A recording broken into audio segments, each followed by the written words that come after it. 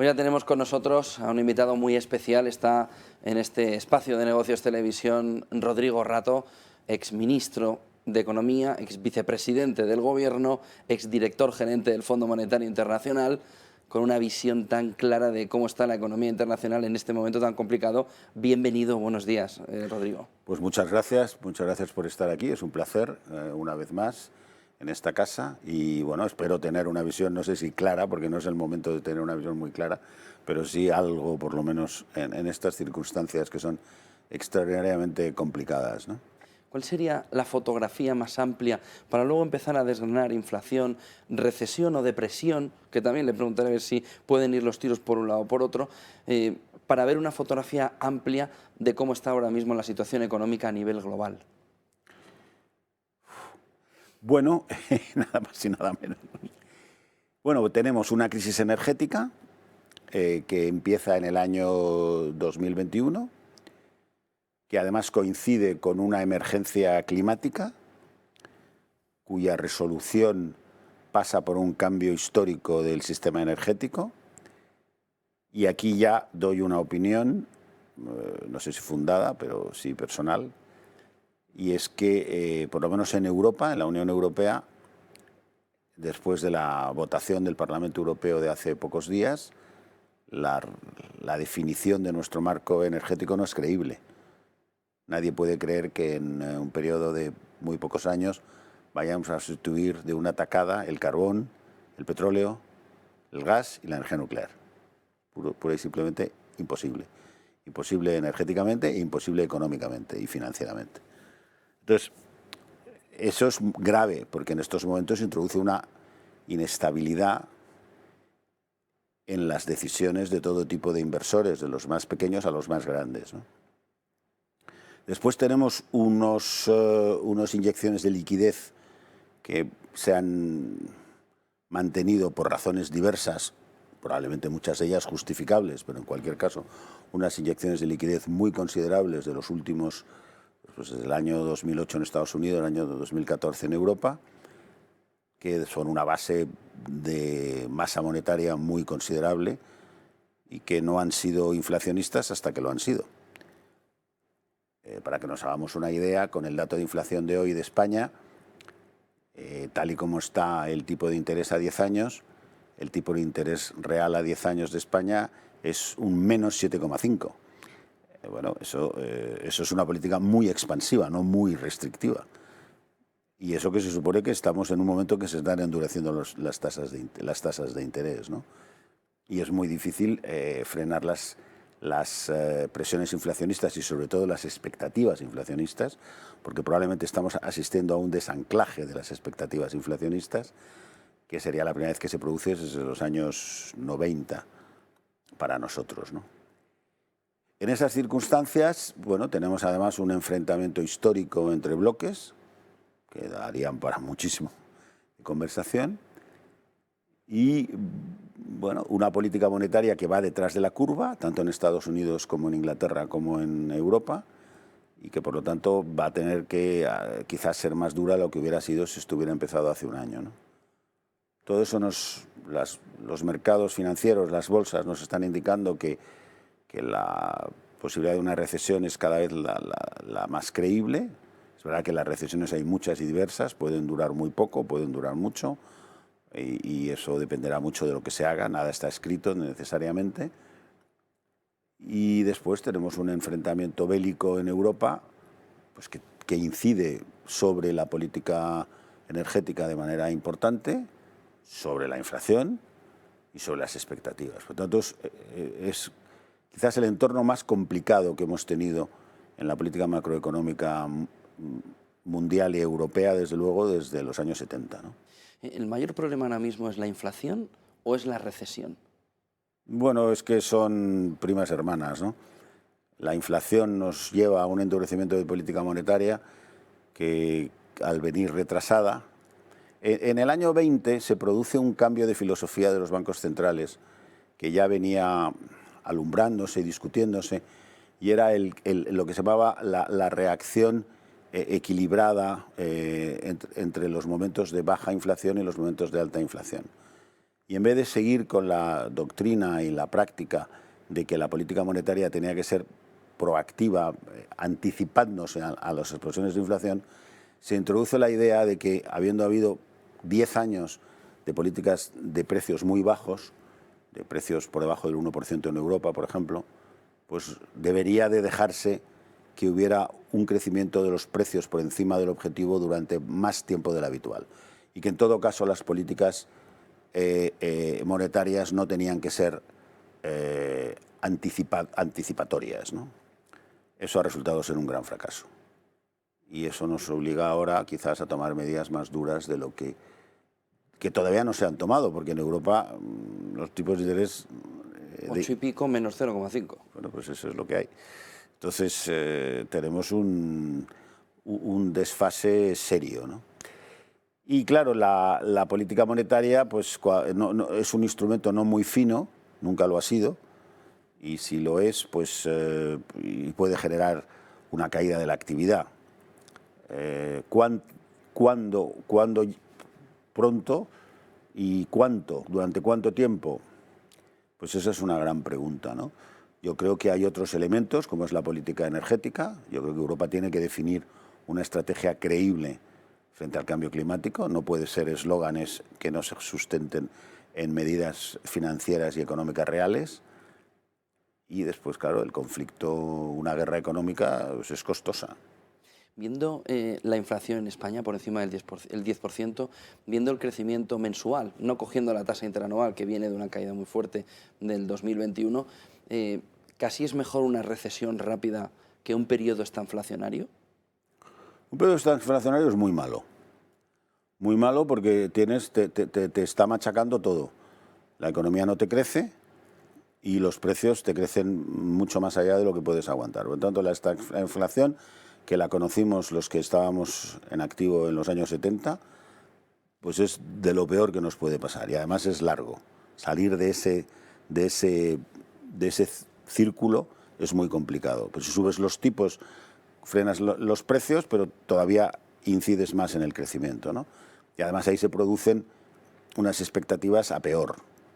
Por tanto, eso es muy malo. Eso no quiere decir que una recesión sea buena, pero lo que sería importante es, por un lado, que la política monetaria actuara de manera clara. No estamos ante probablemente presiones que requieran alzas de política monetaria como las de los años 80, ni muchísimo menos. Pero ahora tenemos... Pero la inflación sí está muy parecida. Sí, la inflación está muy parecida porque hay un elemento... Abril del 85. Hay un elemento que entonces tenía otras características, que es la crisis energética. Es decir, no podemos... Al final, hay mucha gente que dice, y con razón, que subir los tipos no baja el precio del petróleo.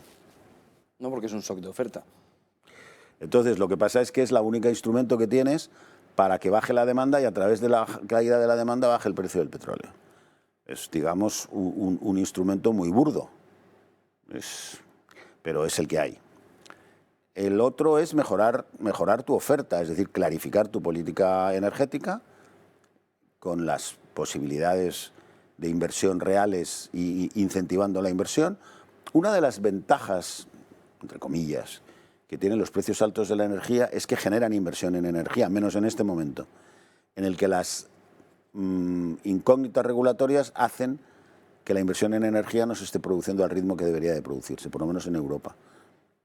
Entonces, estamos pagando la parte mala de los precios altos, pero no se está generando una aluvión de capital privado que entre en energías, porque ¿cuáles? Sí, las renovables, todo el mundo habla de las mismas, pero hay que ver cuáles son. ¿Hidrógeno o por dónde? Bueno, ¿no? Y sobre todo si pueden suplir a 4 fuentes de energía como el petróleo, el gas, el carbón y la energía nuclear en una sola tacada. A mí me parece irrealizable, sinceramente, irrealizable.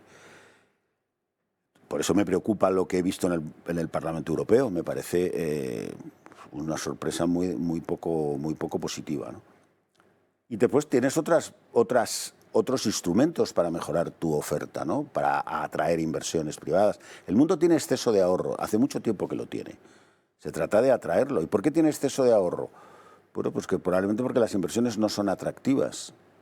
La gente no ve claras las inversiones. En Europa es un caso clarísimo.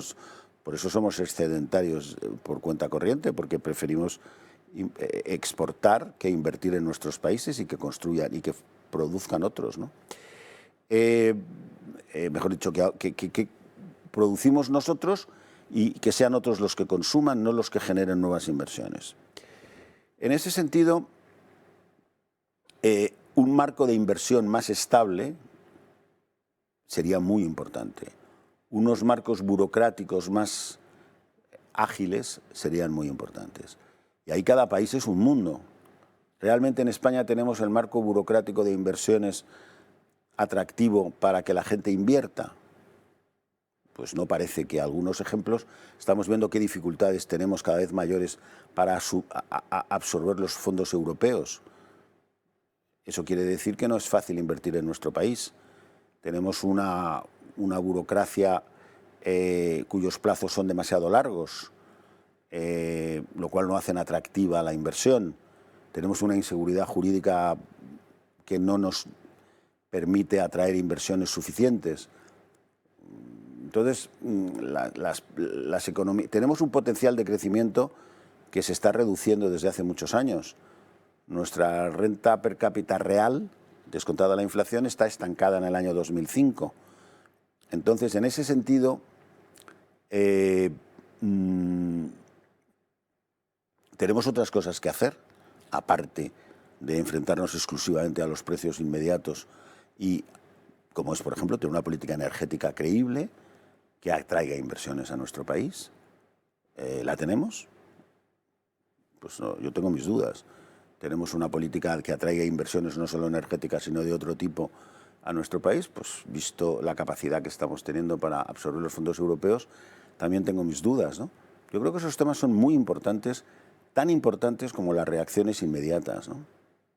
Y fíjese en este gráfico de la inflación que hemos visto en la jornada de hoy, en el que estamos viendo durante esta última jornada, una inflación en el 10,2%, una subyacente en el 10,5%, y aquí surgen dos primeras cuestiones, ¿no?, para ver un poco de dónde venimos y a dónde vamos, ¿no? Por un lado, el gobierno dice toda la culpa es de Putin, todo esto es energía, todo esto viene provocado por la guerra de Ucrania, pero sin embargo vemos que el crecimiento en un objetivo del Banco Central Europeo, en el 2%, venía desde hace un año, un poquito más incluso. Marzo del 2021, el Banco Central Europeo podía haber tomado ya medidas de política monetaria y no sé aquí si el gobierno también podía haber empezado a tomar medidas, quizá había salarios, quizá había potenciar una contención mayor salarial, o aquí tiene poco que hacer el gobierno en un momento donde la política monetaria la tiene el Banco Central Europeo.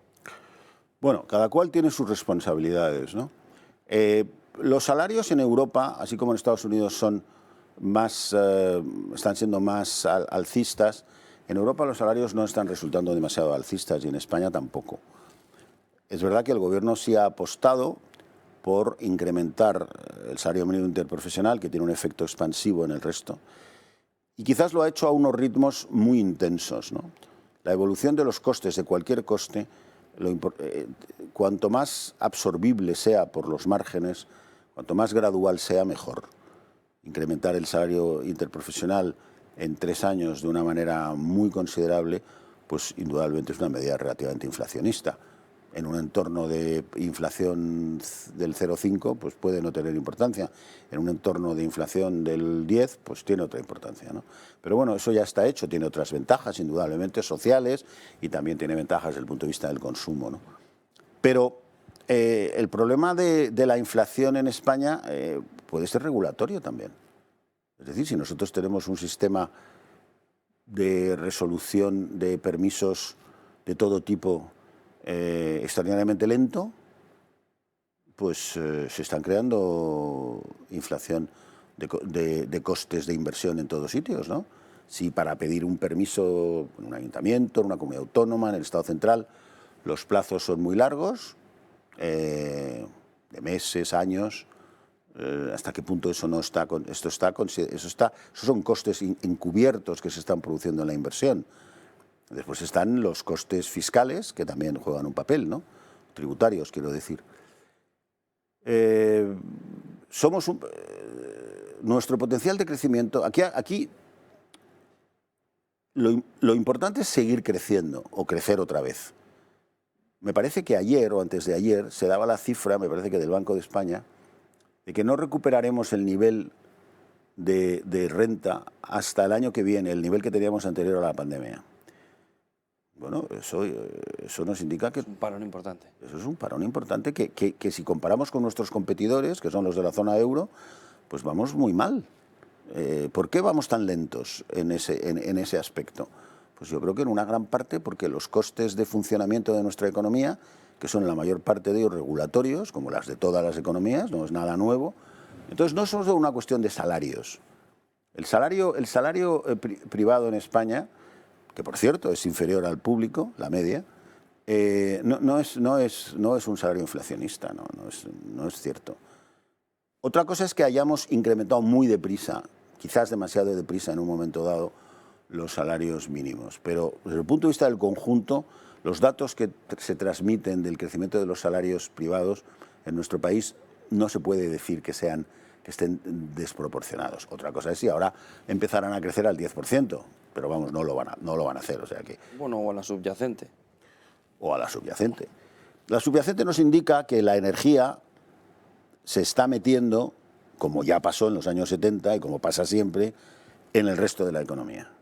O sea que lo que los técnicos nos dicen, efectos de segunda ronda, pues la energía los produce automáticamente, porque todo lo que nos rodea está relacionado con la energía. Lo ha tenido que traer alguien en un camión, un transportista, un avión, ha tenido que confeccionarlo alguien, etcétera. Ahí tienen que estar encendidas unas luces, unos refrigeradores, es decir, la energía es muy inflacionista, pero no solo inflacionista de la nominal, sino también de la subyacente. Entonces, una vez que estamos en una inflación subyacente del 5%, tenemos un problema serio, porque además estamos de los más altos de la Unión Europea, lo cual quiere decir que para nosotros, además de que estamos perdiendo competitividad, la política monetaria del Banco Central Europeo es expansiva, porque nosotros necesitaríamos más restricción que la media. Y eso es una situación muy compleja. Y todavía es más indicativo de nuestros problemas que hemos estado por debajo de la inflación media durante mucho tiempo. Luego somos un país relativamente desequilibrado. Pero ahora estamos por encima. Ahora estamos por encima. Incluso por encima de Alemania. Sí, por encima, yo creo que... Hoy ha salido el dato de Alemania. Alemania ya ha llegado al pico y lo ha bajado en las últimas horas. Y España, sin embargo, entonces, España tiene en los momentos de riesgos de deflación una situación deflacionista más fuerte que sus competidores y en los momentos de riesgos de inflación una inflación superior a sus competidores. Bueno, eso no es una buena situación. Esa no es una buena situación. ¿Hasta qué punto los préstamos ICO y esos fondos europeos que no han llegado, porque han llegado 30.000 de 140.000, no forman parte de esta pérdida del control de la inflación? ¿Hasta qué punto inyectarle a la economía para conseguir rebotar rápido con la salida del coronavirus y también esos fondos europeos solo con la perspectiva de que iba a venir un maná de dinero no ha hecho que este movimiento inflacionista tenga mucho de expectativas y mucho de inyección a la economía? Estados Unidos inyectó 1,9 billones en un paquete de infraestructuras que ahora ya parece que sobraba quizá. ¿Y hasta qué punto? Pero aquí no se ha inyectado. Pero sí que se han dado esos préstamos ICO. Bueno, los préstamos ICO sí. Los préstamos ICO indudablemente han evitado una destrucción de tejido productivo real, que hubiera sido deflacionista, indudablemente, pero que tiene otros componentes muy negativos en unas circunstancias muy extraordinarias como era el COVID, ¿no? El problema de los préstamos ICO es que ahora hay que repagarlos o alargarlos en el tiempo. Si se alargan en el tiempo estaríamos haciendo... O impagarlos. Bueno, si se impagan, se producirá una destrucción de tejido productivo, porque eso supondrá quiebras, suspensiones de pagos o lo que sea, ¿no? El tema está en si se alargan para suavizar esa situación. ¿Eso es una política expansiva? Qué duda cabe, es una política expansiva. Pero no me parece que sea la política más grave desde el punto de vista expansivo, ¿no? Yo creo que nuestro problema está en que necesitamos una política energética sostenible en los próximos 20 años, y creo que no está claro si la tenemos. Y después necesitamos una política regulatoria infinitamente más ágil. Porque claro, es verdad que los fondos europeos pueden llegarnos en un momento en que tengamos una inflación alta, pero también nos van a llegar en un momento en que a lo mejor nuestro crecimiento es muy bajo, por lo tanto pueden ser bienvenidos. Desde el punto de vista keynesiano, pero bueno, pueden ser bienvenidos. El problema es que no somos capaces de utilizarlos. Y todo apunta, somos uno de los países que lleva muchos años utilizando los fondos de manera menos eficiente, absorbiendo, mejor dicho, quizás se entiende más claro, siendo uno de los países europeos que menos fondos absorbe, también le pasa a Italia, qué casualidad. Y ahora parece que vamos por el mismo camino. Quizás hay que replantearse cómo es nuestro Estado para incentivar la inversión privada. ¿Tiene sentido toda esta burocracia para incentivar la inversión privada? ¿O es mejor ir a un sistema más simple y en el que el sector privado tenga más protagonismo? Yo personalmente creo que sí, pero a lo mejor no, a lo mejor hay otros que piensan otra cosa. Lo que sería un error para España, reputacional y económico, es que no fuéramos capaces de utilizar los fondos europeos cuando son los únicos fondos públicos que vamos a tener, porque una de las consecuencias de la situación fiscal que tenemos es que la inversión pública está muy deprimida y va a seguir muy deprimida, porque el gasto corriente nos va a presionar y por lo tanto el Estado, que tiene muchas responsabilidades sociales, no va a tener suficiente capacidad como para absorber grandes proyectos de inversión pública. Los fondos europeos, que también son nuestros y que vamos a acabar pagando la parte proporcional que nos corresponda, son una oportunidad, pero si no somos capaces de administrarlos porque nuestra burocracia no responde, y parece que no, lo que hemos visto en los últimos años es que no responde, pues quizás habría que discutir sobre esas cuestiones, ¿no? Y discutir ya, no hacer un libro blanco para que dentro de 4 años... Porque estamos en un momento, como pueden ver estas curvas y otras, muy delicado, muy delicado. Y ese momento requiere decisiones que puedan ser positivas, ¿no? Si alguien sabe qué es lo que es ponerse a los mandos de la economía en un momento muy complicado, es usted. Recogió una economía y yo no me atrevería a decir si peor que en este momento. ¿Tiene similitudes y diferencias al momento actual si ahora hubiera un cambio de gobierno, quien tuviera que ponerse al frente? No era fácil tampoco en ese momento. No, bueno, nunca es fácil. Mucho dinero no había. No, dinero no había ninguno, o sea, dinero no había. Ahora sí. Ahora hay más dinero, ahora hay más dinero. Es verdad que hay más deuda. Es verdad que ahora hay una situación de empleo aparentemente, aunque tengamos los ERTEs y tal, pero aparentemente mejor que la que teníamos entonces, considerablemente mejor, ¿no? Entonces hay ventajas e inconvenientes, ¿no? Nosotros teníamos la oportunidad de entrar en el euro, que tuvo unos efectos expansivos en la caída de los tipos de interés, ahora son otros, distintos, pero es verdad que también tenemos ahí una cobertura de una moneda fuerte y un banco central que nos puede dar una cierta flexibilidad frente a la deuda, que todos no teníamos, porque estábamos abiertos al mercado. Todavía circunstancias parecidas y no parecidas, ¿no? Yo lo que puedo decir es que creo que las legislaturas, esto es más de viejo político que de responsable económico, las legislaturas tienen 2 fases, la primera y la segunda. Lo que no hagas en la primera es muy difícil que lo hagas en la segunda. La primera legislatura. No, en la primera parte de la legislatura. La primera parte de la legislatura. Las legislaturas tienen 2 partes. ¿Hasta 2 años? Después de 2 años. Midterm, ¿no? Más o menos. 2 años, 2 años y medio, pero eso es lo que hay. Todo lo que no plantees muy al principio y rápido, probablemente ya después no lo planteas. Porque las circunstancias cambian, la coyuntura cambia casi. Y tu credibilidad como gobierno cambia. Los gobiernos no tienen la misma credibilidad el día 1 que empiezan que el día 700 cuando están a mitad de camino, ¿no? Y mucho más cuando están al final. Yo creo que España ahora, claro, nos coge con una final de legislatura, con todas las complicaciones políticas que eso entraña, pero yo creo que es muy importante que se puedan establecer ciertas normas de comportamiento y ciertos planes pues de liberalización de las inversiones y de atractivo de las inversiones que yo lamentablemente no veo en estos momentos. Le traía otro gráfico, porque si es complicado ser ministro de Economía ahora mismo, pues ser presidenta del Banco Central Europeo, o podemos calcarlo prácticamente igual con la Reserva Federal, pues ver este balance sheet, ver esta cantidad de dinero, de compras. Ha dicho hace unas horas Christine Lagarde en esa jornada del Banco Central Europeo que Europa tiene intrínsecamente la fragmentación hablando de los bonos, dentro de su esencia, lo cual no parece que vaya a dejar muy relajados a los inversores sobre esa deuda periférica, de tal manera que deja también un poco expuesto a la deuda periférica a que tenga que estar intervenida prácticamente ad eternum, ¿no? ¿Podría dormir aquí un presidente de un Banco Central Europeo viendo la que tiene montada? Bueno, los bancos centrales viven en un mundo mucho más protegido que los ministros de Economía, ¿eh? O sea, no es lo mismo. Por mucho que sufran, sufren menos. Bien. Duermen mejor, ¿no? No sé, cada cual duerme como puede, pero vamos, no es lo mismo un Parlamento Europeo nacional que la reunión del Banco Central.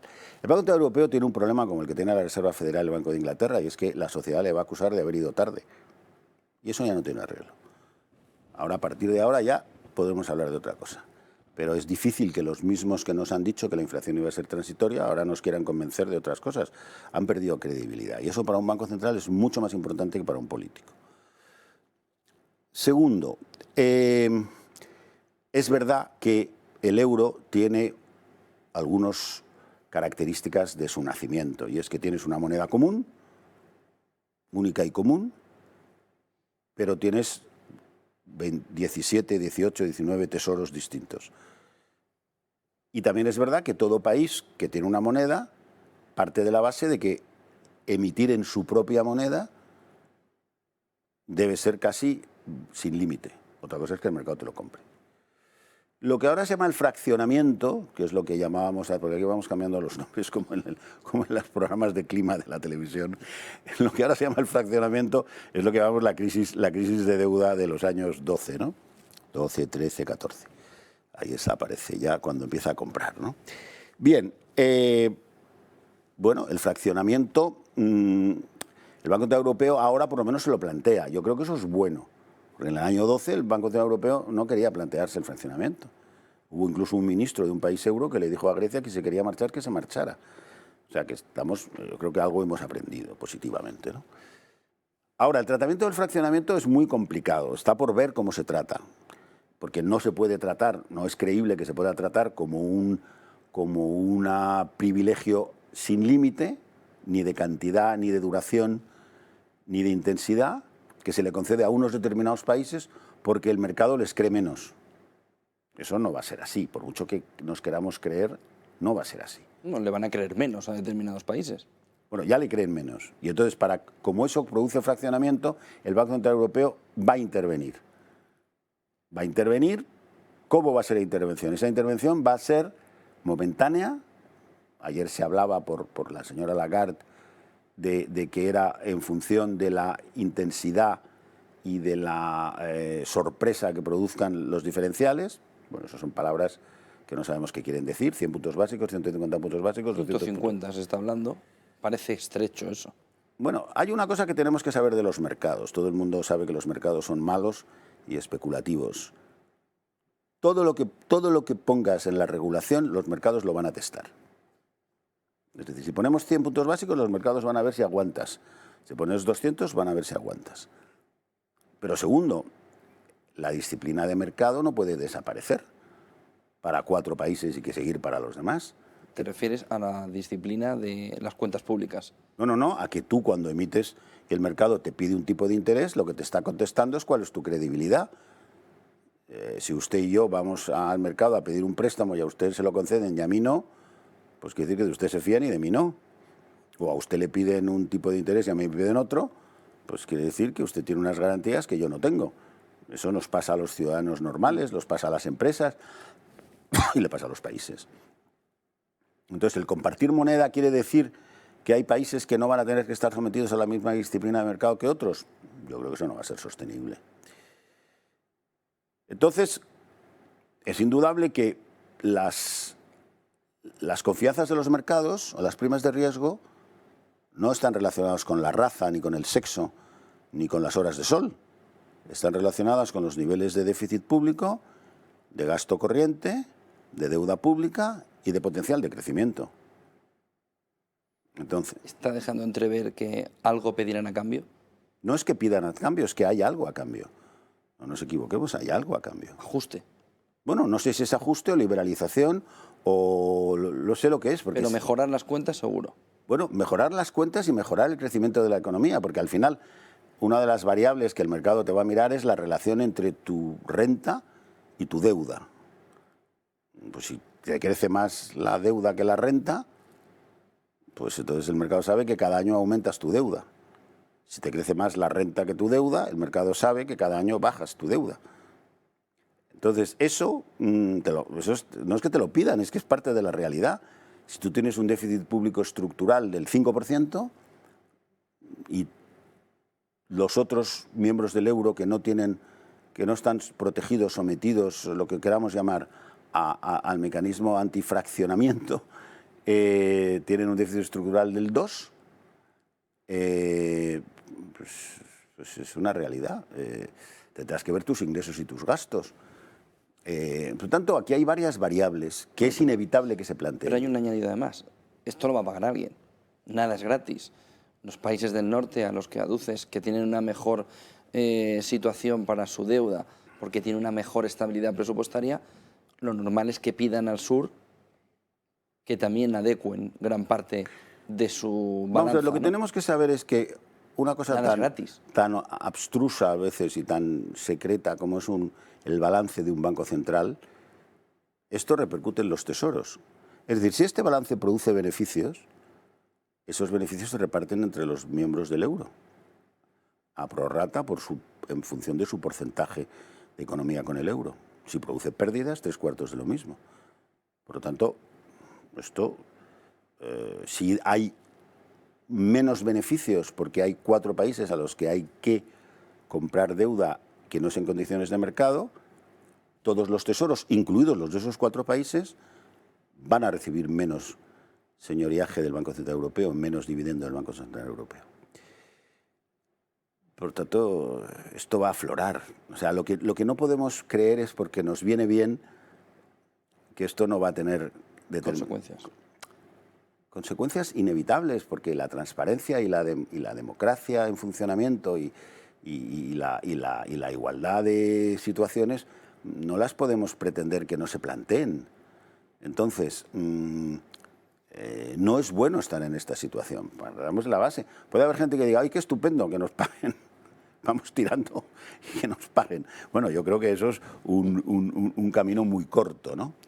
Entonces, cada cual tiene que enfrentarse a sus problemas. Yo no sé cuáles son los problemas de la economía portuguesa, de la economía griega, me los puedo imaginar, no serán muy distintos de los nuestros. La economía italiana, pues nosotros tenemos los nuestros, ¿no? Nosotros necesitamos más crecimiento, claramente, más crecimiento. Lo llevamos viendo en el espejo del baño desde hace muchos años, y después ese crecimiento nos tiene que ayudar a tener pues una relación deuda-renta menor. Y tenemos la suerte de estar en el euro, porque si no estuviéramos en el euro nos teníamos que comer esto nosotros. Estaría la máquina de hacer dinero constantemente. Bueno, no, porque no te financiarían los mercados y no habría ni máquina de hacer dinero ni nada. ¿Cómo le está pasando a Argentina? Bueno, Argentina es siempre el ejemplo más extremo, pero vamos, le está pasando a mucha gente, ¿no? Y como nos ha pasado a nosotros en épocas anteriores. No tan lejos está el año 93, o sea que no tenemos que llamarnos a engaño, ¿no? Entonces, estamos en una buena situación de conjunto, porque estamos en el euro, y los problemas a los que nos planteamos son mucho más manejables, nos dan más tiempo, y un problema, el tiempo es una característica imprescindible. Si el tiempo te permite tomar medidas menos drásticas, te permite tomarlas más lentamente, te permite ganar tiempo. Pero ese ganar tiempo no puede ser no hacer nada, ¿no? Vuelvo a repetir, los tiempos políticos de final de legislatura son muy complicados de manejar, muy complicados. Pero no hay excusa, es decir, esto ha pasado cuando ha pasado. Bueno, el gráfico anterior se veía que desde el principio del año 2021 esto venía. Y pura y simplemente pues no lo hemos querido ver. Pero en abril del 21 ya estábamos en el 2x2, 2,7, 2,7, 2,9, 3,3. Vamos, puntual, ¿no? Desde el verano del año pasado, esto era una subida inevitable. Que es verdad que la guerra ha acelerado la subida, pues es posible. pero estábamos metidos en una operación. Y al mismo tiempo nuestro crecimiento, porque ese es otro gráfico que no está aquí, pero que es parecido, nuestro crecimiento nos ha ido decepcionando. Sí, aquí fue precisamente la revisión del Instituto Nacional de Estadística. Fue justo en este trimestre del inicio. Bueno, pues claro, si este gráfico que es la inflación Si lo macheamos con el crecimiento, nos damos cuenta de nuestros problemas, y es que nos crecen los precios, pero no nos crece la economía en términos reales. Es esta inflación. Bueno, ahí la ecuación tiene una respuesta. Bueno, sí, por lo menos está rozándola. No creces a lo que deberías de crecer. También es verdad que, vuelvo a repetir, el potencial de crecimiento de la economía española hace mucho tiempo que está siendo muy débil. Somos uno de los últimos países que salimos de la crisis del 2008, del 2014 en el caso europeo, 2012. Fue en el 2019 cuando conseguimos recuperar el nivel de renta que habíamos tenido en el 2008. Bueno, pero ahí entraríamos en un tema también polémico. Y es que se viene haciendo política económica socialdemócrata algo antes del gobierno de Pedro Sánchez. Bueno, Montoro no fue un buen gobierno, fue un buen ministro socialdemócrata. Bueno, yo no entraría ahora en cuestiones personales porque no estoy seguro de que yo fuera a hacer juicios. Pero no conseguimos esa reestructuración. Bueno, yo no sé si fue Montoro, fue Guindos o fue Rajoy, pero lo que sé es que el potencial de crecimiento de la economía española no se recuperó. Entonces, por lo que fuera... Pero por la estructura, ¿no? Bueno, se entiende que porque no se cambió bien la estructura. El potencial de crecimiento de una economía es su estructura, efectivamente. Nosotros teníamos un potencial de crecimiento en los años 90 que se ha ido reduciendo y no lo hemos renovado, no lo hemos mejorado. Entonces, nosotros empezamos en el euro pareciéndonos más a Irlanda y ahora estamos pareciéndonos mucho más a Italia. Esa es la realidad. O a Grecia. O a Portugal. Portugal casi en la comparación empieza a ganarnos. Empieza a ganarnos. Pero pensemos que nuestra renta per cápita, los países Lituania, Letonia, me parece que la República Checa, me parece que Eslovaquia, nos han pasado ya. Y son países que entraron en el mercado capitalista en los años 90 y ya nos han superado en renta per cápita. No nos podemos engañar, no estamos en un país tan dinámico como podríamos ser. Y el sector privado español, con todas sus ventajas e inconvenientes, es bastante competitivo internacionalmente. Nuestro sector turístico es competitivo, nuestro sector bancario es competitivo, nuestro sector energético es competitivo, nuestro sector industrial es competitivo. ¿Bancario? Sí, el bancario lo he dicho, son todos competitivos. Las fábricas de coches españolas son elegidas para continuar haciendo los coches del futuro, nuestros bancos han conseguido mantenerse independientes. Otra cosa es si el mercado oligopolístico o no, pero han conseguido mantenerse independientes frente a otros. Nuestro sector turístico, ¿para qué voy a hablar? O sea, nosotros no tenemos un sector privado que no se compare bien, sector industrial, con los sectores con los que compiten en el extranjero. Pues entonces es el otro lado del plato. Y ese otro lado del plato, pues tenemos que ver por qué no tenemos en España un silencio administrativo positivo. ¿Por qué? ¿Es tan imposible en la época de la digitalización tenerlo? Pues no, yo no lo creo, sinceramente. Creo que es un desafío, pero un desafío que es imprescindible plantearse, ¿no? Bueno, como el que estaba en el 95, para poder entrar en el euro, que tampoco era tan sencillo. Bueno, en aquel momento nuestros problemas eran sobre todo la inflación y el déficit. Pero había un potencial de crecimiento fuerte.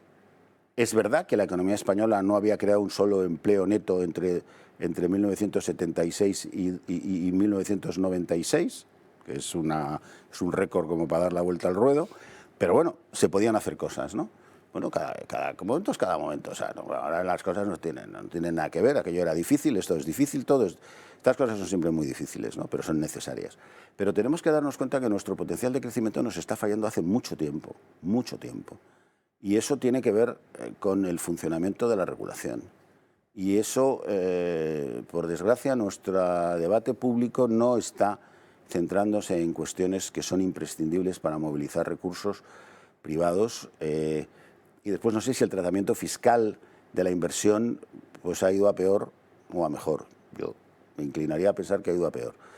Entonces, bueno, desde lo micro a lo macro, ¿no? Desde los planes de pensiones que antes eran una vía de escape muy buena para ahorrar para el futuro y que ahora están penalizados a más no poder, hasta la parte más macro, entiendo que dice. Sí, bueno, cuando viene una empresa y dice, quiero poner dinero, dice, espérate.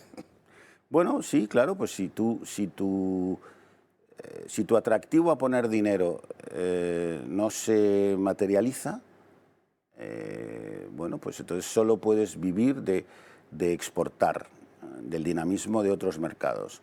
Y ahí puedes exportar si eres tecnológicamente muy avanzado, que necesitas inversión para serlo, o si eres muy barato. Nosotros ya no somos un país barato, ni podemos serlo, ni debemos serlo, por lo tanto tenemos que ser un país tecnológicamente avanzado. Y ahí, por ejemplo, pues vemos eso, ¿no? Que de repente somos uno de los países con más cableado de fibra de la Unión Europea. Está muy bien, ¿no? Nosotros, porque... Y el que más plantas de regasificación tiene. Bueno, también. Aunque las tiene al 35%, porque no puede exportarlo. Bueno, porque no ha resuelto sus problemas de... Pero no parece que los gobiernos hayan puesto las interconexiones como un elemento clave de su política europea, ¿no? Es más, hasta hace muy poco parecía que éramos contrarios a las interconexiones, ahora no se sabe si somos contrarios o favorables. Bueno, lo que vuelvo a decir es que yo creo que nuestro sector privado es bastante dinámico. No será tan dinámico como, no sé, el de Singapur, pues probablemente no lo sé, ¿no? O el israelita desde el punto de vista del I+D, pero es bastante dinámico, ¿no? Yo creo que tenemos otra parte de la economía que es muy lenta. Y después yo creo que el marco de inversión, pues en los últimos años se ha considerado que la inversión era un elemento más de recaudación. Y yo tengo mis dudas. Porque igual que pasa con todas las regulaciones, el Estado puede regularlo todo, pero no puede impedir que los particulares se adapten a la regulación. Entonces, si usted considera que la inversión es un elemento dinámico de recaudación o atractivo de recaudación, porque es muy fácil de identificar, pues no se extrañe usted si los inversores no están dispuestos a eso. Entonces, esto requiere mucho, ¿no? Hemos visto un modelo nuevo fiscal que el gobierno ha tapado inmediatamente, pero que sus mayores preocupaciones no eran el crecimiento, sino el nivel de recaudación. Bueno, no sé yo si en estos momentos es...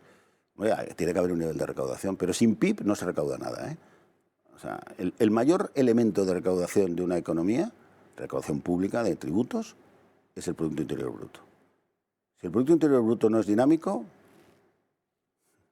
la recaudación no es dinámica. Lo estamos viendo este año, que hay récord de recaudación porque el PIB nominal está creciendo mucho, porque claro, esta inflación quiere decir que nuestro crecimiento nominal pues puede que esté en el 15%. Es verdad que el real...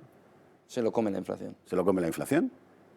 Está en el 4 y todavía no hemos recuperado el nivel del año 19. Pero el nominal, que es sobre el que se recauda, porque los impuestos se recaudan sobre el nominal... Si es expansionista, más no poder. Pues bueno, es el momento. Por eso tenemos una recaudación récord. Que probablemente... A costa de los ciudadanos. Bueno, sí, claro, a costa del poder adquisitivo de los ciudadanos. Pero quiero decir que lo que recauda es el PIB. O sea, no han subido los tipos. ¿Por qué ha subido la recaudación? No han subido los tipos. La eficiencia de la agencia tributaria sería la misma que la del año pasado. Las leyes tributarias son las mismas. ¿Por qué crece la recaudación? Porque crece el PIB. Entonces, cuando nos planteamos problemas de recaudación, no olvidemos la necesidad del dinamismo de la economía, porque a lo mejor montamos un sistema recaudatorio teóricamente muy estupendo, pero que se carga el dinamismo de la economía. Y ahí pongo el ejemplo de la inversión, ¿no? O sea, cuidado con la inversión. La inversión privada en España es imprescindible, porque la inversión pública, dados nuestros niveles de deuda, pues va, salvo que seamos capaces de utilizar los fondos europeos, va a tener muy pocas alegrías. Ahora yo leo que hay comunidades autónomas que se quejan que el Estado no invierte. Es que el Estado español lleva mucho tiempo sin invertir y no va a invertir porque es que no tiene recursos. Tiene que pagar pensiones, tiene que pagar desempleo, tiene que pagar funcionarios, tiene que pagar esto, tiene que pagar aquello. Y la inversión, cuando se hacen ajustes presupuestarios, esto sí lo aprendí yo, la inversión es el primer cadáver que se produce, porque es el más fácil. Entonces, es verdad que la inversión es la base del crecimiento del futuro. Por eso ahora es tan bueno que tengamos 140.000 millones que no dependen de nuestras posibilidades fiscales, sino que nos vienen dados desde fuera. Pero si... Pero hay que usarlo bien. Claro, bien, Primero usarlo. hay que usarlo. Y hay que usarlo bien. Pero si no somos capaces de usarlo, pues aparte de que vamos a quedar relativamente mal con el resto de Europa, siendo los más beneficiados de esta operación, es que además esto no se va a volver a repetir. Esto es una lotería que nos ha tocado. Una oportunidad única. Sí, claramente, ¿no? Pues muchísimas gracias. Pues muchas gracias a ti. Muchas Rodrigo gracias a Rato, por esta conversación, por ver una fotografía amplia de la economía española en un momento en el que gran parte de la ciudadanía está muy preocupada. El mayor problema ahora mismo, diga lo que diga en el CIS, es qué va a pasar con el futuro de la economía. Entonces, muchas gracias por traernos esa fotografía de quien lo ha vivido y de quien ha hecho ese impulso en un momento que ojalá repitiéramos. Ojalá repitiéramos, que ya sería una buena noticia volver a repetir otra Belle Époque como la vivimos desde esa primera llegada del Partido Popular al poder, al frente de la economía. España ha tenido muchas Belle Époques, pero España es capaz de tenerlas. No, yo recuerdo dos solo, ¿no? No, ha tenido muchas. Somos uno de los pocos países que hemos dado, estoy hablando de 80 años o 70 años, ¿no? Pero hemos tenido, no somos una historia de fracaso ni mucho menos. Pero bueno, ahora vivimos ahora y ahora necesitamos poner los bueyes delante de la carreta, indudablemente. Pues muchísimas gracias. Gracias. Buen día. Gracias a usted. Y buen negocio. Eso espero, aunque yo ya estoy en una situación más pasiva que otra. Pues muchísimas gracias por acompañarnos. Nos vamos un momentito a publicidad y seguimos viendo cómo va la apertura de estos mercados en Europa en esta jornada también clave para ir viendo cómo se va configurando crecimiento e inflación con todos los datos macro que estamos conociendo en la semana.